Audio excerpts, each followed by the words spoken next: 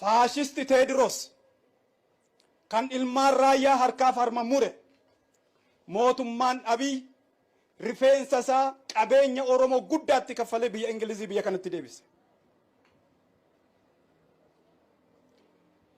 Nuti immoo Oromootu karaa laalaa hafaa haa jiraatu sin jiraatiinis bakka na dhiigammadaa bu'e nutti maannaan nu dhoksan.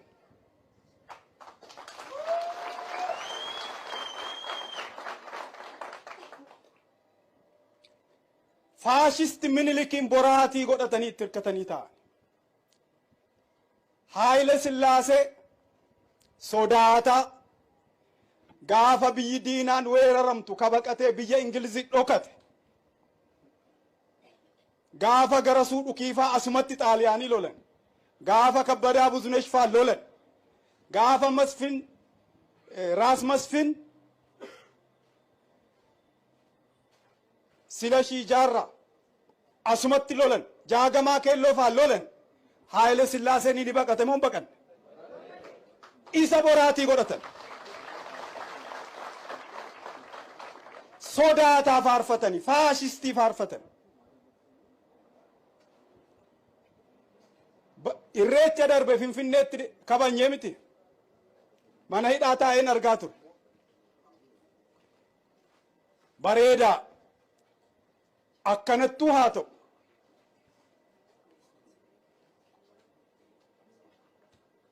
Warri obbolaan keenya musliimaa eessatti salaatu? Masgiidatti. Warri kiristaanaa eessatti kadhatu? Cherchiitti. Maali sababaan tumaan caffee tuulamaa bakki jallatee mana dhugaatii machooftuun keessaa sirbitu giyoon bakkaa kaasuu sodaachuuf jecha bakkitti irreechi irreeffatamu bakkaa maqee bakka biraatti maaliif irreeffanna? Obbolaan keenya musliimaa masgidatti salaatu, kiristaanoo cherchiitti kadhata. Mana dhugaatii machaan keessaa sirbaa bulu giyooniin bakkaa kaasuu moo tumaa caffee tuulamaa bakkaa kaasuutu salphata? Tumaan caffee tuulamaa bakka amma giyoon jiru kana kan inni murteesse achumatti kadhanna, achumatti waaqaan kadhannaa bira geenya. Kanaaf gaafa eenyutu fira keenya jennu, isa kamtu diina keenya jennu, Oromoon takkaa cubbuudhaan murteesseen beeku, riziniidhaan dhugaadhaan malee. Ammas mootummaan kun nuun ta'uu ka jennu warra kana faalakkoofneeti. Kan biraa ammas karaa nagaa filachuuf. Nagaa fi dhugaan gaaf tokkoyyuu halkan tokkoyyuu adda bahanii bulanii jiraatanii hin beekan. Yoo dhugaan hin jiru ta'e nagaan hin jiru. Dhugaan immoo ni dabe. Akkamitti dabe? Abbaa lafaa ta'uu dadhabe.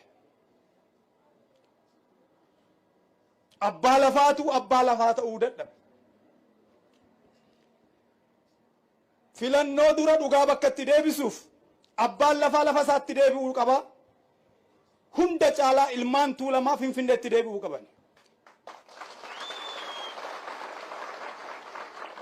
Laftii fi gumaan dulloomteen beektu.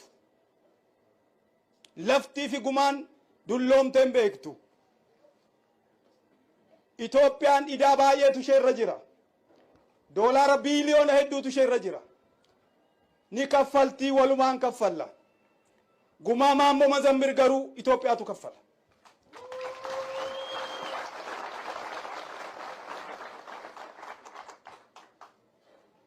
Kanaaf gumaan bahuu qaba. Abbaan lafatti deebi'uu qaba. Ilmaan walloo bittaa halagaa jalaa bahanii biyya abbaa isaaniitti deebi'uu qabu. Oromiyaa jalatti buluu qabu. Dhiifama naa godhaa. Shirri xaam islaam jedhamaadha. Amaara jalatti bule.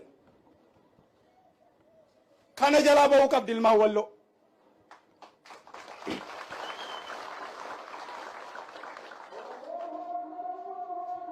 Kanaaf yoo dhugaan bakkatti hin deebi'in, yoo abbaan lafaa lafatti hin deebi'in, dhugaa fi nagaan adda bahanii jiraachuu waan hin dandeenyeef dhugaan dura dhufuu qabaa, dhugaan deebi'uu qabaa jenna. Namichatu gabaa keessaa sangaa hate achumatti gurgurachuu barbaade. Inni tokko gatii tokko kenneefi nan ga'uu amma san biraan barbaadaa jedhe. Hiriyyaa isaatu maalittiin jedhe seetani, ooftaa sangaa kan abbaatti fiddaa jedhe.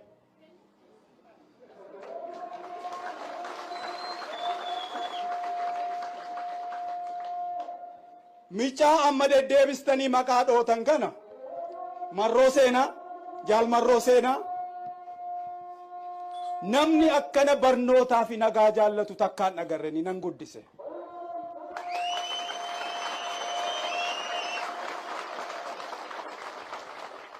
Mootummaa Itoophiyaa, mootummaa Abiyyiif mootummaa Lammaatu gurbaa kana bineensa taasise.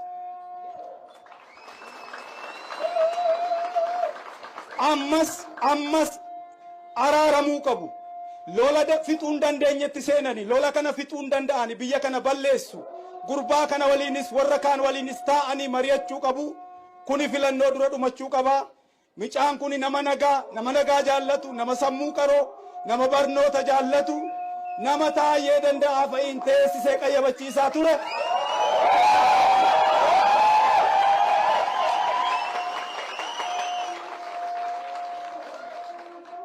Ni nu gargaara, isaanii nu gargaara. Bosona keessa jiraachuun qabu, dhugaa dhabe dhugaatti deebisanii filannoo dura kun raawwatamuu qaban jedha. Galatooma.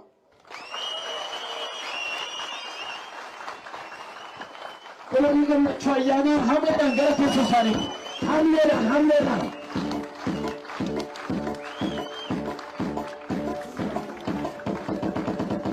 Dhumarrattis kabajamtoota hordoftoota keenya obbo Mikaa'el Booranaa waliin gaaffiif deebii yeroo xiqqoo keessatti goone ni jira. Gaaffiif deebii kana akka nu waliin hordoftan ammas kabajaan isin gaafanna. Duraan dursaa waamicha keenya kabajanii fagaasatti nu argamtan jenna. Egaa anillee maqaa keessan beekaa, uummanni hedduus akkasin beeku beekamee namoonni kaan sin beeku dhiisuu ni malu. Mee maqaa keessan irraa kaanu jalqaba. Mikaa'el Booranaa jedhama. Mikaa'el Booranaa hoogganaa adda bilisummaa Oromoo miseensa gumii 5 gumii 7ti. Mee guyyaa irraa kana as waajjira eebbaa waajjira adda bilisummaa Oromoo kan kutaa bulchiinsa magaalaa Laaftoo irratti wal argine erga maalillee sila ilaalleeti jirra. Sagantaa kana akkamitti hubattan isin gabaabaatti? Sagantaa baniinsa waajjira adda bilisummaa Oromooti. Baniinsa waajjira kun sadarkaa kutaa magaalaa Laaftootti kan ta'edha. Miseensotaaf deeggartoota keenya kutaa magaalaa Laaftoo keessa jirantu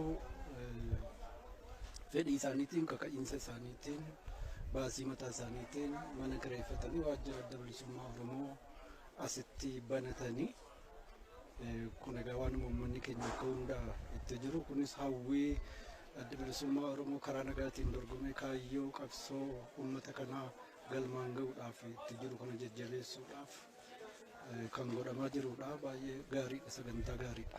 Egaa keessumaa harka kaasuun ollee karaa nagaatiin baatii waggaa fi baatii 6 kan hin caalle kan isin biyya keessa galtanii yeroo ammaa kanatti adda bilisummaa Oromoo boordii filannoo biyyaalessa Itoophiyaa irraa heeyyama argateeni waajjira isaa onoota garaa garaatti banachaatti jira.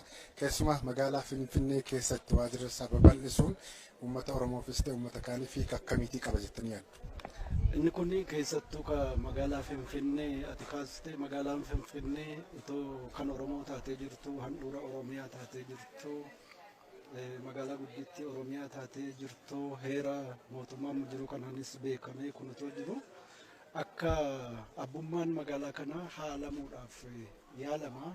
Humnoonni siyaasaa fedhii biraa qaban bilisummaa Oromoo dura kan dhaabbatan sirna ture deebisuudhaaf kan tattaafatan abbummaa Oromoon magaalaa kana irratti qabu haaluudhaaf tattaafatu. Kun akka keenyatti daba daba guddaadha. Kana yaaluu jechuun kana haaluu jechuun kan inni guddaa miidhu kan inni eenyu caalaa miidhu jiraattota magaalaa Finfinneeti. Amma kan inni dhaga'u yeroo hedduu Addis Abee jedhanii Addis Abeen kun akka saba biraa tokko ta'eetitti akka biyya biraa tokko qabuutitti Finfinneen akka biyya uummata biraa Addis Abee jedhamu tokko ta'eetitti isa haasa'an hin dhagaa. Kuni waan balaa guddaadha. Uummatuma Addis Abee jedhee of yaamu saniif balaadha. Maaliif abbummaa Oromoon Finfinnee irratti qabu haaluuni eenyuyyuu caalaa isaan miidha. Warra as Finfinnee keessa jiraatee nuti jiraattota Finfinneeti jedhee Addis Abee jedhee of yaamee abbummaa Oromoon Finfinnee irratti qabu haaluudhaaf warra tattaafatu sana miidha. Maaliif Finfinneeni handhuura Oromiyaati. Kara hundaanuu karra shananiinuu yoo gadi bahan Oromoodha kan jiru waan hundumtuu Oromoo irraa dhufaa.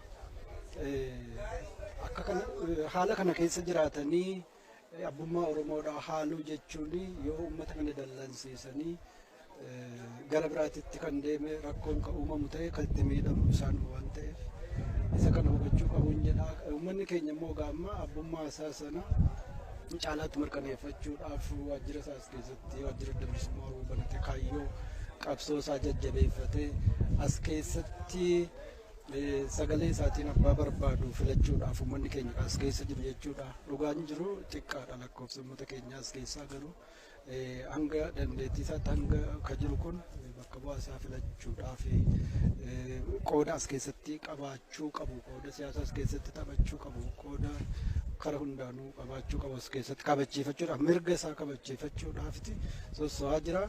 Kuni Finfinnee irratti kuni ta'uu jechuun qabsoo Oromootiin wareegama guddaadhaan kan dhufeedha. Waan hedduu nama gammachiisuudha.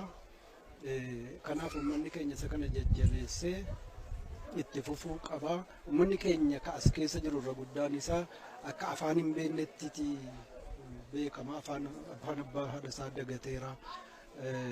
Afaan biraa kaasoo baay'eetu jira. Isaan akkasiillee warra afaan Oromoo hin dhageenye otoo akka alagaatti of ilaalin uummanni keenya ka afaan Oromoo dubbatus immoo isaan warra afaan isaanii dagate sana tokko alagaatti akka biraatitti ilaalin wal barbaadanii afaan ofiitis barachuu jalqabuu qabanii afaanuma beekan saneen immoo Oromummaa isaanii jabeeffatanii aadaa Oromummaa isaanii abbummaa qabee abbummaa Finfinnee Oromoon abbummaa inni Finfinnee irratti qabu sana kabachiisuudhaaf isaanis qooda isaanii kennuu qabanii afaan beekan sanaan bahanii kana dubbachuu kana falmachuu ittiin boonuu eenyummaa isaanii gochuudha qabanii ijoollee isaaniis afaan Oromoo barsiisuudha qabanii.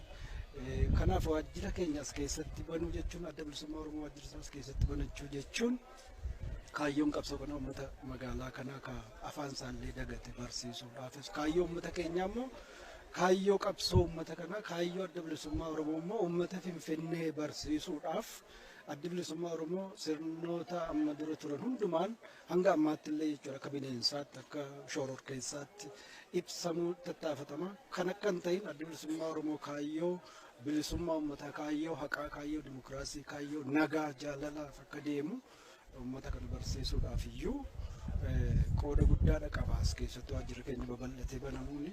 Kanaaf kun waan jajjabeeffamuu qabuu fi waan iddoo olaanaa qabudha jennee akkasitti hubanna.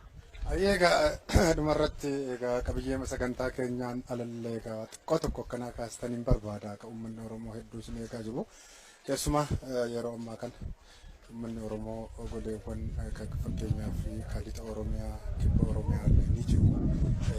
Nageenyi naannaa sanaa haalaan miidhamaatii jira. Uummanni dararamaati jira.